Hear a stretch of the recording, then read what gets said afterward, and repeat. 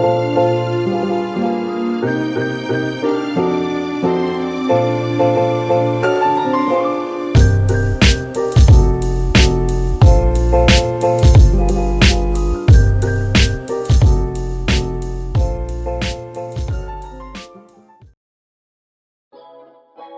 everyone, welcome to Food Venture. My name is Adrian, and today we're gonna go on our first exciting food journey. It's going to be about Korean deep fried chicken. Before we start, let me tell you guys a little bit about myself.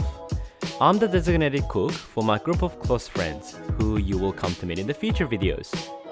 My hope is that by filming these easy to follow tutorials at home, it will allow me to share my love of cooking and how easy it can be. In the future, I'm gonna launch my own recipe network app that will make it even easier for you guys out there to follow along. It will also be a place where anyone can share their own recipes, regardless if you're a home cook, intermediate, or professionals. You'll also find insights on our opinions on Sydney's hotspots, allowing for tourists, travelers, or even locals to explore restaurants. So stay tuned for that. Now, enough of my talking, let's hop straight into it. Korean deep fried chicken is the ultimate comfort food of my people. It's the most beloved food in Korea, and is probably one of the biggest reasons why 99% of Koreans cannot become vegetarians. The best part though is that it's quick to make at home. My version only takes 15 minutes to make, I promise. Now on top right hand side, you'll find the difficulty rating of this dish. This is something I'll include in every tutorial, so you can visualize what you're in for. In my opinion, this dish would be easy, but the deep frying aspect can have its challenges, so I've rated this as intermediate. But regardless, it's so quick to make in the comforts of your home and will be fresher than getting it delivered. Alright, are you guys ready? Well, let's get started.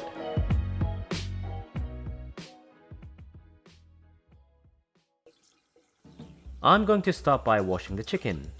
Usually the chicken you purchase at the shops are clean, but I always want to make sure that there's no leftover bits that remains on the skin. Now that I've done that, I'm gonna cut them into bite-sized pieces. Just make sure that you don't cut them too small so you can enjoy the texture of a nice piece of chicken. The spices required for this is very simple. All you need is salt, cayenne, ginger powder, garlic powder, and pepper. Pepper is completely optional by the way. And if you're too busy, I found that 1 tablespoon of chicken stock powder will do just fine as an alternative. But I do recommend you try this with those spices first, because I promise you that it will be worth of your extra 1 minute. Now, be brave and get your hands dirty. There's a Korean word sonmat, meaning taste of an experienced hand. Although I really thought it meant seasoning food with the saltiness from sweaty hands when I was young, because the literal translation is hand taste. Now I'm gonna make the liquid mix. What you will need here is 1 cup of milk and premix. These are the deep fried premix, which you can find in any Korean grocery stores. The difference between these two is that this one has a strong peppery flavor, and it's so strong it covers almost every other flavors.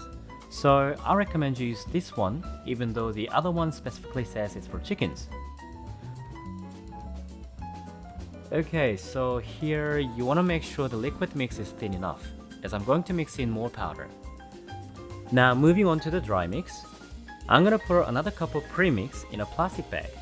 By the way, you really want to use a strong bag because mine exploded, and you don't even want to know what happened to my kitchen. Now let's move on to the most important part, which is the deep frying. The ideal temperature for the oil is 170 Celsius. If you don't have a thermometer, you can do this trick. 1, 2, 3. See? Now it's ready to go. So this is how we're gonna go. We're gonna fry them twice. 5 minutes for the first round. Take them out, let them rest for a minute. Then fry again for 2 minutes. That way we'll be able to get extremely crispy chicken just like the one from the restaurant. Or even better. I know deep fried cooking looks like too much work. I felt the same a long time ago. But seriously, I had more than enough time to clean everything while the chicken was frying. So don't panic, you're doing just fine. It looks so good, doesn't it? You really want that teeth-breaking crispiness. So for this video, my cameraman Alex said it's too short. Well, since we've come this far, why don't I show you guys how to make two of the most popular sauces to go with the fried chicken. I'll tell you now, this will definitely take this dish to the next level. I know making sauces sound tedious after all that deep frying, but trust me, this one is nice and easy. You just have to put all the ingredients in the pot and boil it. As you can see, nothing too crazy, right? One thing though, try and use Korean products if you can, especially for the chili powder and paste. If you have to use other Asian products, that's fine, it's not the end of the world, but the taste wouldn't be very authentic. Okay, I put the saucepan on the low heat. The point is to make the sauce warm enough to keep the ingredients together. And you don't have to boil or simmer down because it's already thick enough. I could have mixed the chicken and the sauce on the pan with the heat, but I used the mixing bowl instead because, fine, I was just lazy. Trust me, if you're cooking in the kitchen often, you'll do anything to reduce the amount of dishwashing. Isn't it impressive how patient I can be? I wanted to pinch one from the plate, but Alex wouldn't let me because he wanted to take a good picture of it first. Now for the second sauce, put all the ingredients in the saucepan and boil. Well, this time we're gonna simmer down the soy sauce to make it thicker, but you don't necessarily need to reduce all the way to sauce consistency. Eve is Finnish, but for some reason she loves extremely spicy food, so I have to put chilies in every dish, including this one. Those scary looking green things are chilies, by the way. I think her tongue is mutated, so don't put them in if you're not a big fan of spicy food. I'm sorry if you were expecting another cool tossing showcase, but please don't try to do that because the sauce is far too thin. You'll be pleased to know I had to change my shirts after spilling it all over myself. Well, sometimes you need to learn something in a hard way, right? Well, don't worry about the plating too much, guys. It'll still look pretty nice no matter how messy it gets on the plate. Well, that's the magic of Korean deep fried chicken. I bet it's gonna look still delicious even if it's on the floor. Well, that's it, guys. It wasn't too difficult, was it? Now I just need to wait for my wife to come home.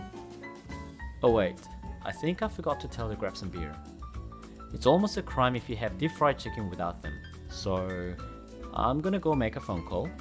I'll see you guys next time with another amazing Korean dish. Thanks for watching, guys. I hope you enjoyed my first ever tutorial. I'll see you next Saturday with another popular Korean dish, japchae, which is also known as birthday noodles. If you liked the video, please like and subscribe to our channel.